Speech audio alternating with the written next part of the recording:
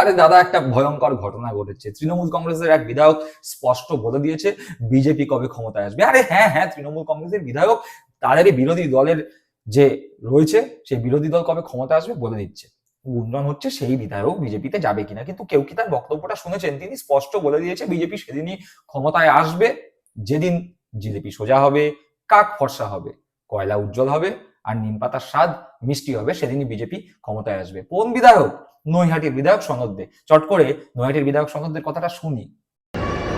জিলিপি যেদিন সোজা হবে, কাক যেদিন ফর্সা হবে, কয়লা যখন উজ্জ্বল হবে, নিম পাতা যখন মিষ্টি হবে, তখন বুঝতে হবে বিজেপি পশ্চিমবাংলায় ক্ষমতায় আসবে। তাছাড়া বিজেপির পশ্চিমবাংলায় ক্ষমতায় আসার কোনো অবকাশ নেই। শুনলাম নৈহাটির বিধায়ক সনদের কথা।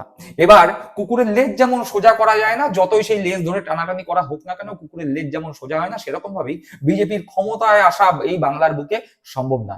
তাও বিজেপিরা সনদের এই বক্তব্যের পরে দোকানে দোকানে ঘুরছে সোজা জিলেপি পাওয়ার জন্য। আবার কেউ কেউ নিম গাছে উঠে সমানে নিম পাতা খাচ্ছে, কোনো একটা নিম পাতার স্বাদ যদি মিষ্টি হয়। আবার কেউ কেউ কয়লা খনিতে দৌড়াচ্ছে সেই রানীগঞ্জ, কয়লা যদি উজ্জ্বল হয়। আবার শোনা যাচ্ছে কেউ কেউ সকালবেলা কাকের পিছনে তাড়া করছে, যদি ওই কাকের পিছনে তাড়া করতে গিয়ে কাকটা হঠাৎ করে ফর্সা হয়ে যায়, তাহলেই বিজেপি ক্ষমতায় চলে আসবে।